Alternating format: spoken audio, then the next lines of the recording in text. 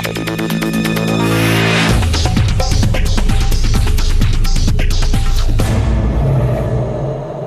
berikan semangat.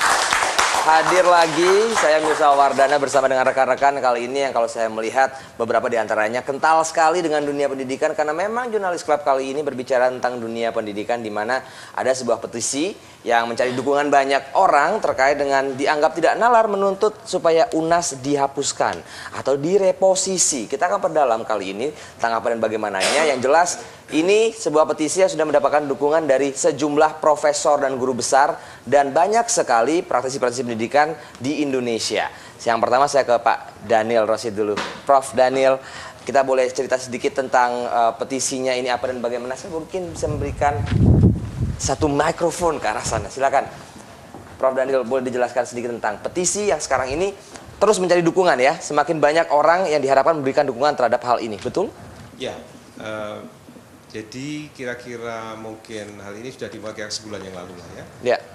Rencana itu terutama digagas, diorganisir oleh Saudara Krishna Aditya. Ya. Itu di draft satu petisi dengan latar belakang yang cukup komprehensif saya nilai. Kemudian juga ada beberapa tuntutan.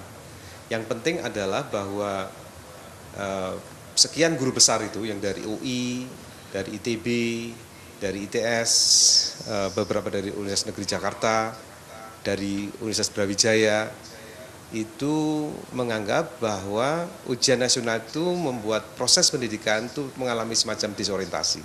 Disorientasi. Kemudian kita ingin ujian nasional itu direposisi, dikembalikan fungsinya untuk pemetaan kualitas pendidikan, tidak untuk menentukan kelulusan murid dari sebuah sekolah. Itu tuntutan petisi yang pokok. Jadi sebenarnya evaluasi tetap harus, tapi bukan penentu kelulusan, begitu? Betul. Jadi harus ada evaluasi kinerja pendidikan yang diselenggarakan oleh pemerintah, dan itu bagian dari akuntabilitas publik Kemendikbud. Ya. Jadi dengan dana yang besar dan makin lama makin besar, itu capaiannya sejauh mana? Ya. Jadi itu bagian dari penilaian kinerja Kemendikbud sebetulnya, yang kita harapkan seperti itu.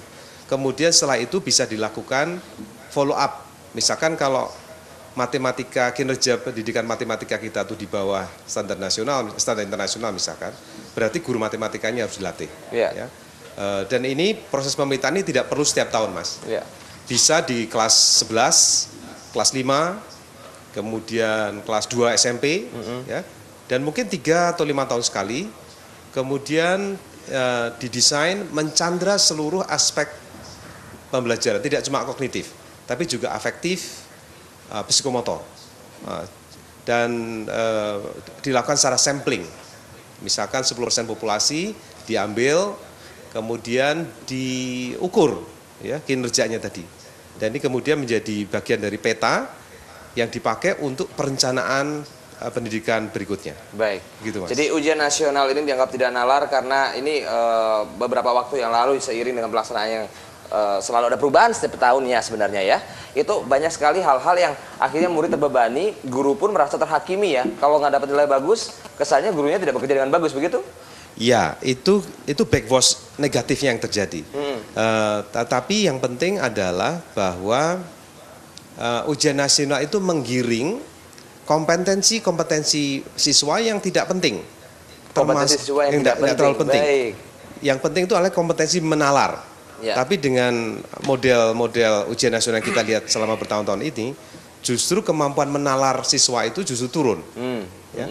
Kemampuan analisis, kemampuan sintesis dan sebagainya itu tidak dikembangkan. Ya.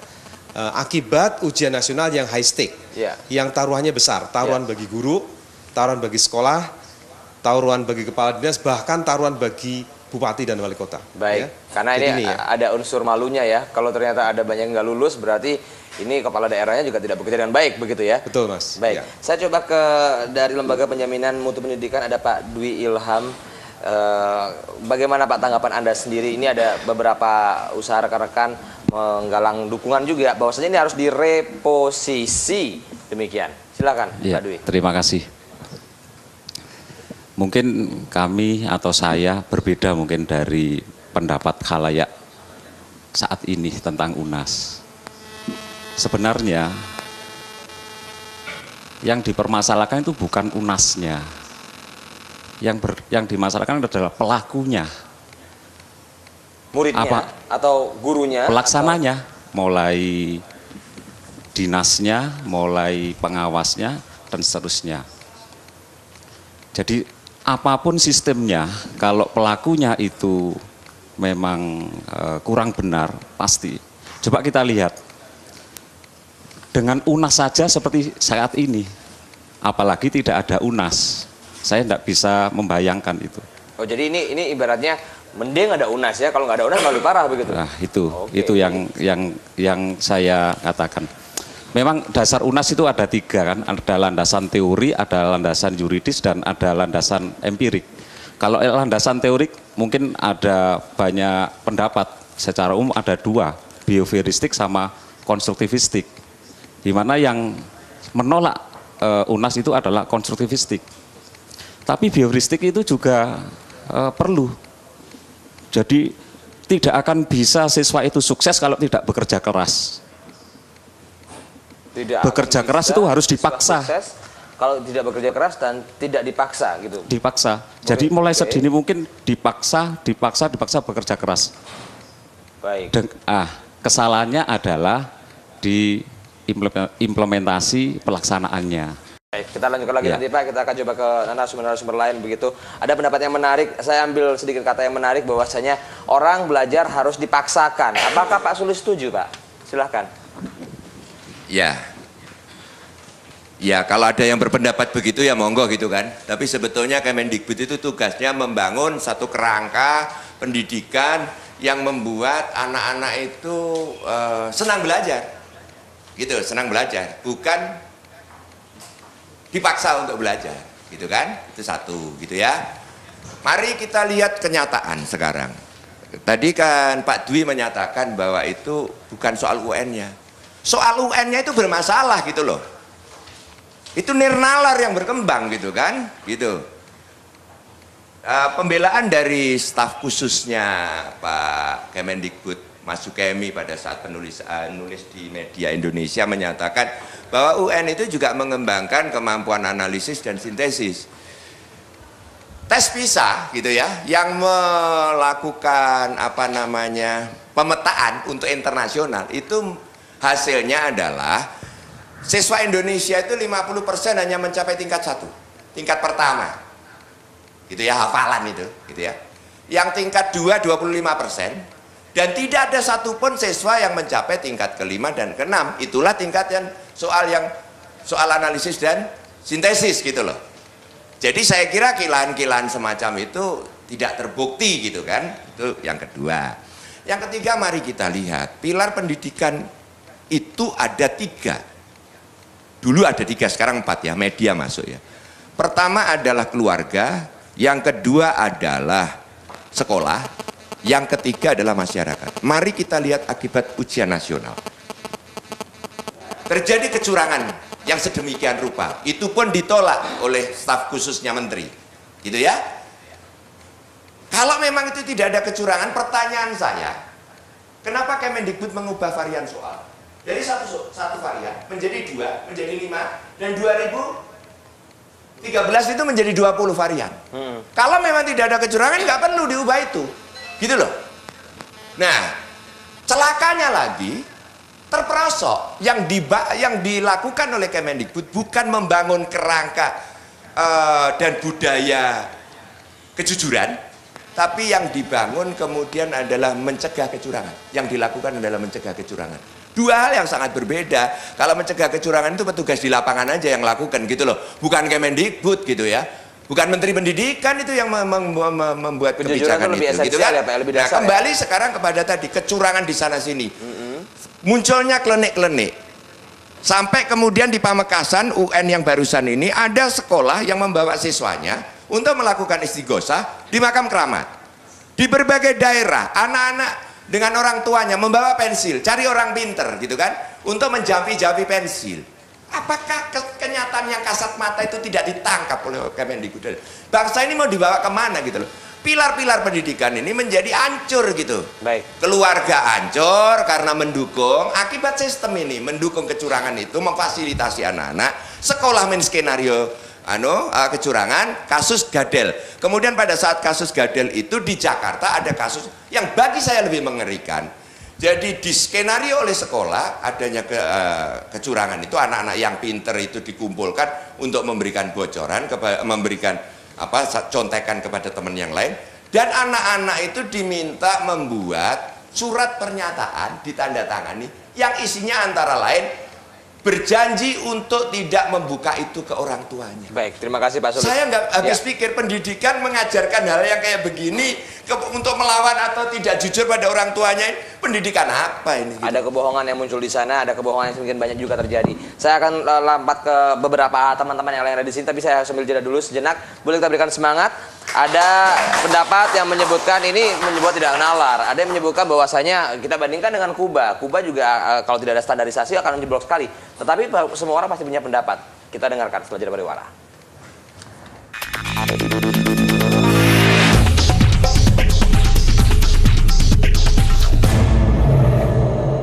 Menginginkan adanya sebuah reposisi dalam ujian nasional. Sementara Kementerian Pendidikan sendiri sebagai satu-satunya sosok atau tonggak negara ini dalam hal pendidikan justru tidak mendapatkan dukungan dari mereka-mereka yang terlibat aktif dalam pendidikan. Apakah sedemikian salahnya UNAS ini sehingga sampai ada versus atau bilang sisi lain seperti itu, atau bagaimana? Saya ke Pak Yuli. Monggo Pak, silakan dikasihkan pendapatnya Pak. Ini ada sebuah petisi untuk reposisi. Oke, yang anehnya harusnya Kementerian Pendidikan didukung oleh para guru besar ini begitu. Tapi sementara ini para guru besar, para profesor meminta suatu hal yang berbeda begitu.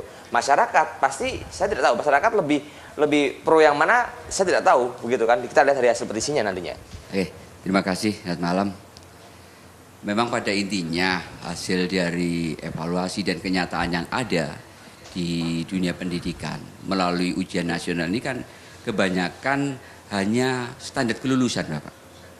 Tapi sebetulnya prosesnya itu kan mulai dari pembelajaran di mana dia masuk di SMP ataupun di SMA-nya. Mulai dari kelas 1, 2, 3 itu sebenarnya proses di sana. Sehingga standar kelulusan ini hanya dipakai untuk mencari sekolah yang lebih bagus. Ini yang sesalahnya. Apa yang disampaikan Pak Sulis memang kenyataannya demikian. Ada yang contek-contekan dan segala macam.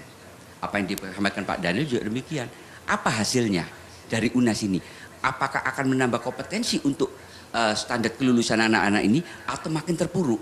Itu yang harus dipikirkan oleh kementerian saya kira. Kalau memang evaluasinya itu terpuruk, mestinya harus mengikuti masukan dari masyarakat banyak dong. Nggak bisa terus langsung stagnan terus harus semacam idealis begitu ya nggak bisa. Harusnya harus ada pemasukan dari penyelenggara yang ada di kota maupun di provinsi, itu harusnya bisa diterima. Tidak terus ngotot aja demikian, itu harus ada evaluasinya Bapak. Sebenarnya jadi kementerian pada hal ini tidak demikian. mendengarkan kanan kiri begitu. Nyatanya sampai sekarang. Tapi kan orang-orang yang ada di kementerian berjalan. juga pinter-pinter ya Pak ya? Atau Kenapa? bagaimana? Orang-orang yang ada di kementerian juga merupakan ahli-ahli kan Loh, sebenarnya. iya, memang pinter-pinter, kalau nggak pinter-pinter nggak di sana Bapak. Nah, tapi itu dia. keapamitan itu suatu jaminan bisa diterima di masyarakat. Sekarang yang dilihat adalah fluktualnya, kenyataannya yang ada di lapangan. Banyak loh Bapak sekolah itu yang mengeluh anak ini nilainya sangat tinggi seperti kemarin, 9, hampir sempurna. Tapi kenyataannya yang ada di lapangan ya tidak sesuai, artinya tidak berproses. Anak ini tidak analis, tidak mengerti, itu sistemnya juga multiple choice. Baik. Ini yang perlu dikritisi Bapak. Sistem UNAS-nya ya Pak ya? Iya. Tapi UNAS-nya tetap ada harusnya. Atau bagaimana? Itu kita tidak bisa menentukan, saya tidak bisa bicara di sini. Tapi yang disampaikan oleh Pak Dwi tadi masalah pelaksana yang harus begini, itu monggo, itu nanti kan tinggal diikuti setelah aturan aja. Aturannya bagaimana, pengawasannya bagaimana. Tapi yang membuat resah di masyarakat saat ini timbul seperti yang zaman Pak Sulis ke makam, ke segala macam. Ini kan suatu ajaran yang nggak benar. Jadi seharusnya advokasi yang harus ditingkatkan. Baik. Arahnya kemana? Ini ke perdukunan atau ke pendidikan. Nah, Baik, itu ke aja, perdukunan atau pendidikan. Digabungnya begitu aja. Saya Bapak ngomong perdukunan gitu, saya tiba-tiba ingat Harry Potter ya ini ya. Nah, Ini kementeriannya itu pendidikan saya sihir kira- atau bagaimana begitu. Iya. Tapi ini secara singkat aja begitu. Terima kasih Pak. Saya